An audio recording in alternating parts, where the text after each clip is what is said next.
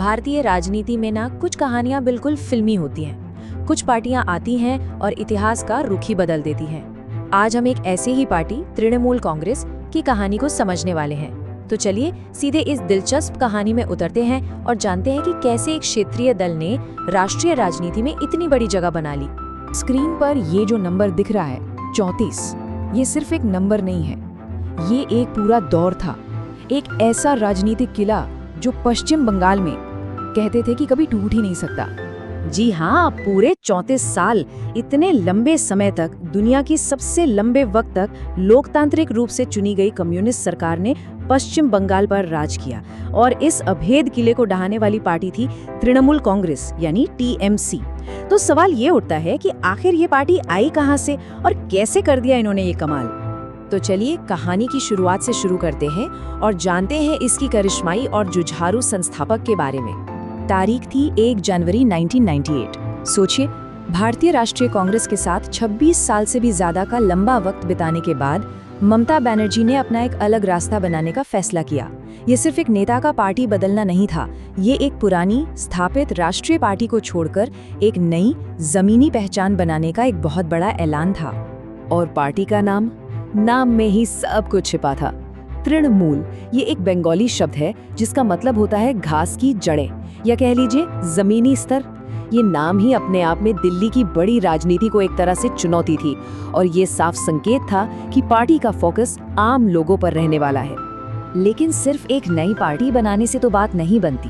हर बड़ी कहानी में एक टर्निंग पॉइंट होता है ना? एक ऐसी घटना जो सब कुछ बदल देती है।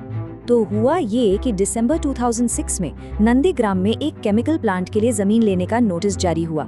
इससे करीब 70,000 लोगों पर असर पड़ना था। टीएमसी की मदद से भूमि उच्छेद प्रतिरोध समिति ने इसका विरोध करना शुरू कर दिया।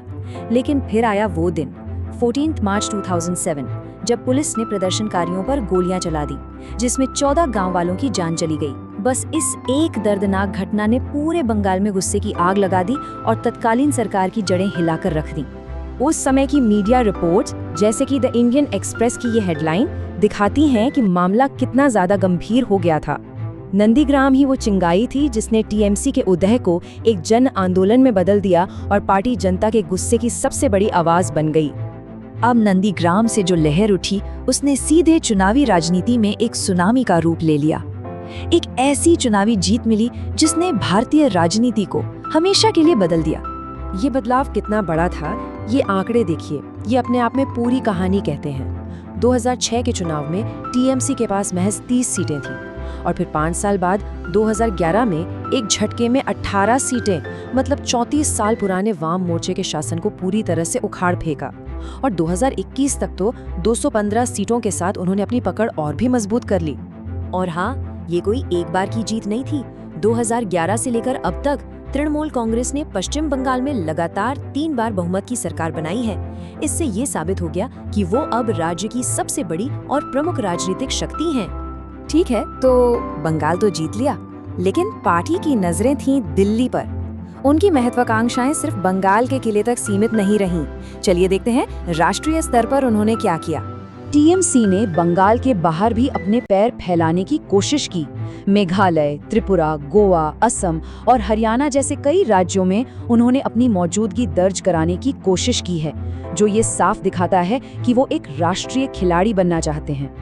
बंगाल के बाहर उनकी सबसे बड़ी कामयाबी मिली मेघालय में, और वो भी बड़े ही दिलचस्प तरीके से।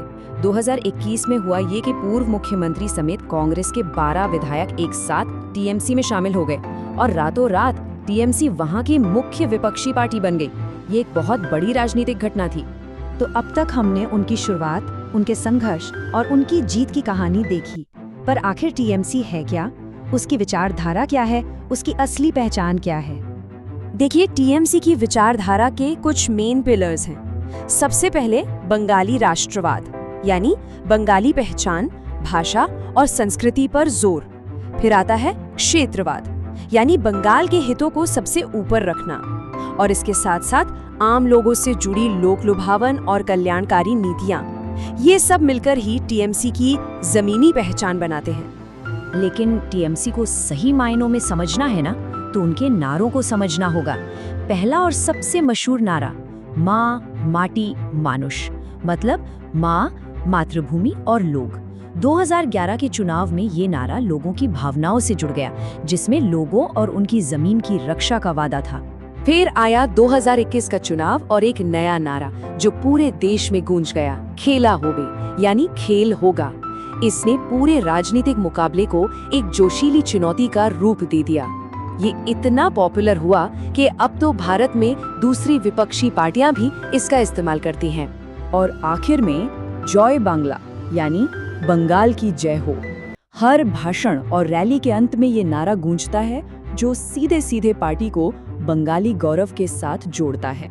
तो तृणमूल कांग्रेस की ये पूरी कहानी हमें एक बहुत ही दिलचस्प और बड़े सवाल पर लाके खड़ा कर देती है।